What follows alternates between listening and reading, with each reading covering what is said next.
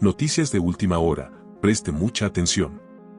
Fiscalía investiga muertos en un ataque armado en Durán. La noche del sábado 11 de noviembre de 2023 se registró un ataque armado en una vivienda de Durán. El hecho ocurrió en el sector de El Arbolito y la Fiscalía inició una investigación. Según información compartida en sus redes sociales, 7 personas murieron por impactos de bala y 2 resultaron heridas. Las autoridades no han dado detalles del estado en que se encuentran los afectados y desconoce aún el móvil del crimen. En medio de charcos de sangre yacían los cuerpos de quienes luego se confirmó el deceso en el sitio. Otras víctimas fueron trasladadas a casas de salud, pero no lograron salvarse. En el mismo sector un hecho similar cobró la vida de 6 personas el pasado 29 de octubre. Por ahora, la Fiscalía indicó que se han recolectado balas y otros indicios de la escena. Los cadáveres también fueron recogidos por medicina legal y trasladados a la morgue. En más noticias. Balean a hinchas de Emelec en los exteriores del Estadio Capuel. La noche del sábado 11 de noviembre de 2023 varios hinchas del Emelec fueron baleados en los exteriores del Estadio Capuel. Los aficionados se habrían concentrado en la calle en la víspera del clásico del Astillero que se jugará contra Barcelona SC. Cerca de medianoche sujetos no identificados acribillaron a un grupo de personas que permanecía en el sector. Videos aficionados en redes sociales mostraron la magnitud del ataque. En las crudas imágenes compartidas por testigos, se puede evidenciar a, al menos, media docena de personas heridas. Los gritos de las víctimas son desgarradores. Al sitio llegaron varias ambulancias y efectivos de la Policía Nacional. Hasta las 9 de este domingo 12 de noviembre de 2023 los dirigentes deportivos no se han pronunciado ante el hecho. Mientras tanto, la Fiscalía confirmó que 2 personas murieron a causa del ataque. Otras 6 resultaron heridos y su estado no se conoce hasta el momento. Por ahora, el encuentro se mantiene para las 18. Y en 4 años y 7 meses de gestión de la fiscal general del Estado, Diana Salazar, se han realizado detenciones, abierto investigaciones y logrado sentencias contra figuras del correísmo. Esa tienda política anunció que buscará su enjuiciamiento político en la Asamblea, aunque por lo pronto no logran sumar el apoyo necesario. Hace una semana exactamente el correísmo se dejó ver las cartas. Ir por la fiscal general del Estado, esta vez a través de un juicio político en la nueva Asamblea. Y entonces se conoció que había conversaciones que el PSC negaba, que la RC juraba. Gisela Garzón de esa tienda política sostenía que las razones sobran. Lo que investigó Salazar, lo que no, y así lo explicaba. Y elevar a casos, por ejemplo, por influjo psíquico, cuyas pruebas ahora se desbaratan en la justicia brasileña, por poner un ejemplo puntual, o aquellas malas acciones o acciones tardías, en el caso León de Troya o el caso Encuentro. Y entre las conversaciones el presidente Noboa puso un punto de orden. Que no cuenten con sus asambleístas para eso, dijo en Estados Unidos respaldando a la fiscal. Antes, recibía invitaciones del bloque Construye, el segundo más numeroso en la Asamblea, para darle la espalda a la RC y su objetivo. Pero Noboa aseguró que si bien en esto no contarán con ADN, las conversaciones seguirán abiertas con la RC, pues de eso se trata gobernar. No es la primera vez que el correísmo busca la destitución de Salazar. Vía Consejo de la Judicatura se intentó. La Liga Azul en el Consejo de Participación Ciudadana también, pero no se concretó. Y es que en 4 años y 7 meses de gestión Salazar ha investigado, detenido y sentenciado a importantes figuras de la Revolución Ciudadana. Entre los casos más conocidos, la ratificación de la sentencia contra el ex vicepresidente Jorge Glass y otros, en el caso Odebrecht, la sentencia en el caso Senagua, donde se condenó por peculado al ex secretario del Agua Walter Solís, la del caso Sobornos, quizás la más relevante, condenó a Glass de nuevo, Correa y a su círculo más cercano a 8 años de prisión por cohecho.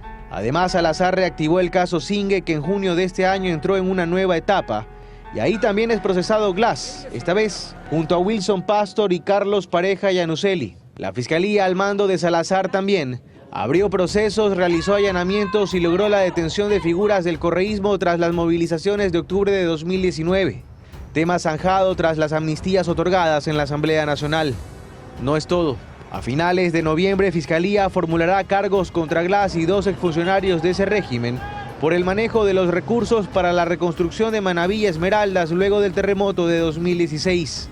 Y sin mayores detalles, se conoce que existe una treintena de investigaciones sobre ese gobierno y su titular, por casos de peculado, tráfico de influencias, fraude procesal, delincuencia organizada y otros. Procesos que la RC califica de persecución política y por eso, sin rubor han dicho que irán por ella una vez que se instale la nueva asamblea, si les alcanzan los votos. En más noticias. Hasta ahora solo el socialcristiano Henry Kronfall ha sido postulado para la presidencia de la asamblea, pero no se descartan sorpresas de última hora. Las negociaciones políticas continúan y las bancadas preparan sus reuniones previas como Construye, que se reunirá este domingo, 12 de noviembre en Quito. El asambleísta nacional Henry Kronfall es, hasta el momento, el único candidato a la presidencia de la Asamblea Nacional. Su nombre fue planteado por su partido, el Social Cristiano, en el marco de las negociaciones políticas para conformar una mayoría que viabilice la elección de las autoridades legislativas, el reparto de comisiones especializadas y la elaboración de una agenda programática que le permita gobernar o al menos evitar el bloqueo al presidente electo Daniel Noboa. La sesión inaugural del Parlamento elegido para completar el periodo legislativo 2021 a 2025 se realizará el próximo 17 de noviembre del 2023 en Quito, desde las 10.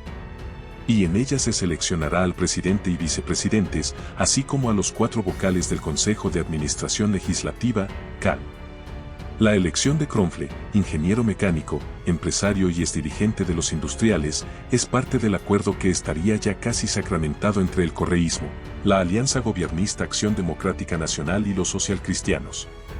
Este incluiría, además, la designación de la legisladora nacional oficialista Valentina Centeno y la correísta Viviana Veloz, representante de Santo Domingo de los Cháchilas, en la primera y la segunda vicepresidencias, no necesariamente en ese orden, y la entrega de las presidencias de las 2 comisiones económicas al bloque del mandatario.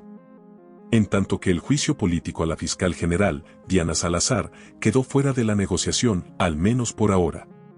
Voceros del PSC comentaron a El Universo que el acuerdo quedó bastante avanzado luego de la reunión con el presidente Noboa en su quinta en Guápulo, el pasado 9 de noviembre del 2023, y que esperan conseguir alrededor de 100 votos a favor de Kronfall. Sin embargo, no se descarta que en la sesión inaugural surjan otros nombres, incluso desde el sector del correísmo que se supone que ya ha comprometido sus votos para Kronfall. En más noticias. Audio revive la polémica por tesis universitaria de la fiscal Diana Salazar. La fiscal general, Diana Salazar, asegura que se trata de un constante y sistemático ataque que evidencia una campaña de violencia política en su contra. Los críticos de la fiscal general, Diana Salazar, no cesan en su intento de probar supuestas irregularidades en la tesis de grado de la funcionaria. Aunque, en junio de 2023, la Universidad Central ya desestimó las sospechas de plagio, ahora la amenaza es la difusión del audio de la reunión en la que se tomó esa decisión. El colectivo Acción Jurídica Popular, del que forma parte Patricia Schettini, esposa de exdefensor, publicó la noche del 10 de noviembre un extracto de esa sesión. El audio completo se anuncia para los próximos días. Los audios del Consejo Universitario demuestran que la intención siempre fue esconder el plagio, salvar a la fiscal general, Diana Salazar, y para ello se inventaron la impericia, dijo Schettini. Y la fiscal respondió. Según Salazar, la insistencia en el uso de este tema tiene como único fin menoscabar mi reputación, con la intención de buscar impunidad en casos que ya han sido sentenciados en los tribunales. Para la funcionaria, los audios solo revelan un sano debate entre académicos que ya llegaron a una decisión. Y asegura que este tema, desde el punto de vista jurídico, está resuelto. La fiscal Diana Salazar insiste en que este constante y sistemático ataque evidencia una campaña de violencia política en su contra. El pasado 2 de octubre, la fiscal presentó ante el Tribunal Contencioso Electoral una denuncia por violencia política de género en contra de Priscila Schettini y la abogada Angélica Porras, del colectivo Acción Jurídica Popular. En la denuncia, la fiscal dijo que los actos violentos, intimidatorios y amenazantes afectan mi derecho a ejercer el cargo plenamente en las mismas condiciones que ejercieron mis compañeros hombres. Me causa sufrimiento permanente, le causa sufrimiento a mi madre, mi hija, mi hermana y a los demás miembros de mi familia. El caso en mayo de 2023, el colectivo denunció un supuesto plagio de la tesis de grado de la fiscal Salazar. Llevaron el caso al Consejo de Participación y al Consejo de la Judicatura. También pidieron respuestas a la Universidad Central. Salazar escribió su tesis en 2005 y abordaba el tráfico ilegal de migrantes. El 28 de junio, la Universidad Central ratificó que Salazar era la autora de la tesis. Admitida la autoría por los examinadores en su momento, no cabe poner en duda su veracidad, dijo en un comunicado. En más noticias. Se oficializa denuncia contra alcalde de Quito por presunta infracción electoral. El caso está relacionado con la pasada campaña electoral. El alcalde de Quito, según los denunciantes, hizo campaña por la correísta Luisa González.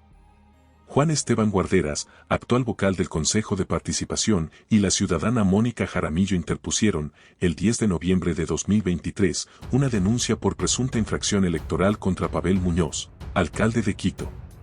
El caso está relacionado con la pasada campaña electoral para las elecciones extraordinarias en las que participaron el presidente electo, Daniel Noboa, y la correísta, Luisa González. Guarderas asegura que Muñoz apareció en spots electorales en redes sociales junto con la candidata.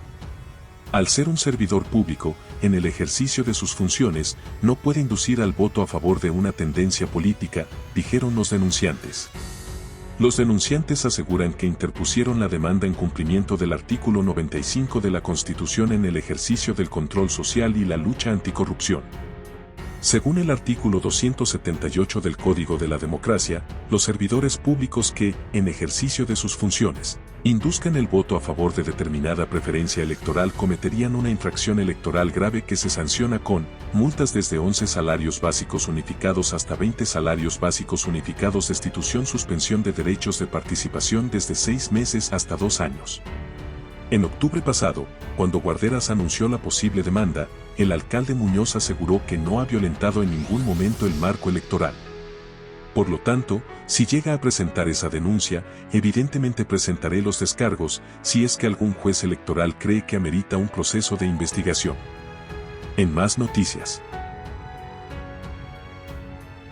Y el gobierno entrante, que se posesionaría este 23 de noviembre, apunta a conformar un gabinete donde exista paridad de género. Hasta ahora ha dejado conocer los nombres de 8 ministros y 2 secretarios de Estado en proporciones iguales de hombres y mujeres. Lo acompañó en su gira internacional en reuniones de alto nivel. Se trata del empresario Arturo Félix Won, quien en el nuevo gobierno asumirá las funciones de secretario general de la Administración Pública. Es el último de los nombres que se ha podido conocer. Él se suma al gabinete del nuevo gobierno en el que estarán el periodista deportivo Andrés Gushmer como ministro de Deporte, que iniciará la transición con el ministro saliente la próxima semana, Sade Fritzi, como ministra de Ambiente, quien con 26 años ha trabajado en gestión de proyectos, conservación y ha estado vinculada a organizaciones no gubernamentales dentro y fuera del país. Sarija Moya es otro de los nombres que se conoció esta semana. Ella comandará el Ministerio de Economía y Finanzas. También ha acompañado a Noboa en su gira internacional. En su haber, una década de experiencia en planificación y proyectos públicos. Al Ministerio de Energía, anunció Noboa, irá Andrea Arrobo, de 33 años, especialista en energía y transición energética. Antes, se conoció que Roberto Luque, de 36 años, asumirá el Ministerio de Transporte y Obras Públicas. Es ingeniero civil y tiene un doctorado en cimentación. El empresario orense Franklin Palacio será el ministro de Agricultura del nuevo gobierno. Tiene 52 años, es zamorano, especialista en producción agrícola, comercial e industrial. Estos nombres se suman a otros anunciados desde que Noboa se supo en la segunda vuelta. Sonsoles García como ministra de Comercio Exterior e Inversiones, Gabriela Sommerfeld como ministra de Relaciones Exteriores e Iván Carminiani como su secretario de Comunicación. Ellos participaron de la agenda internacional de Noboa, quien apunta a conformar un gabinete donde exista paridad de género, y por lo pronto se cumple esa intención. 5 hombres y 5 mujeres han sido anunciados. Aún falta definir el frente de seguridad, el frente social. Se sabe, será cuestión de días. Y Ecuador tiene una capacidad de crédito de $1.300 millones para inversión social. Si se logra concretar el préstamo puente que el presidente de la República electo, Daniel Noboa, anunció que pedirá a los multilaterales. El pasado 6 de noviembre en Washington, el presidente electo Daniel Noboa Sin dijo que Ecuador necesita un préstamo puente de 9 meses por parte de los organismos multilaterales para la inversión pública, educación y el plan de beneficios fiscales. Pero ¿qué es un préstamo puente y a qué países se les otorga? Es un crédito al cual los países que forman parte del Fondo Monetario Internacional, los que tienen acceso a este tipo de créditos, pueden acceder toda vez que han completado un acuerdo bien con el Fondo Monetario Internacional. Y ese es el caso de Ecuador, que el año pasado culminó con éxito el acuerdo con la multilateral. Sin embargo, al economista Fausto Ortiz lo que le preocupa son los tiempos. Como país lo que nos mata son los plazos cortos de financiamiento. Entonces, mientras más largo el financiamiento será mucho mejor. Y si es con multilateral, la tasa de interés puede ser una tasa de interés bastante tolerable, 3-4%. Al momento, Ecuador cuenta con una capacidad de crédito de hasta 1.300 millones de dólares y de ahí que las negociaciones para poder concretar los desembolsos están en las manos de la nueva ministra. Si se hacen todas las tareas correspondientes, este crédito puede llegar hasta antes de finalizar el año y podrá servir para poder subvencionar, para poder financiar todos los problemas que se puedan generar a través del fenómeno del Niño y los problemas energéticos que ya tiene el Ecuador. Los analistas concuerdan que además de buscar fondos para la inversión social, el nuevo gobierno también debe buscar la manera de pagar la deuda externa como interna, sobre todo porque esta última llegaría a cerrar tan solo en este año en 3.000 millones de dólares, sin contar la deuda de arrastre.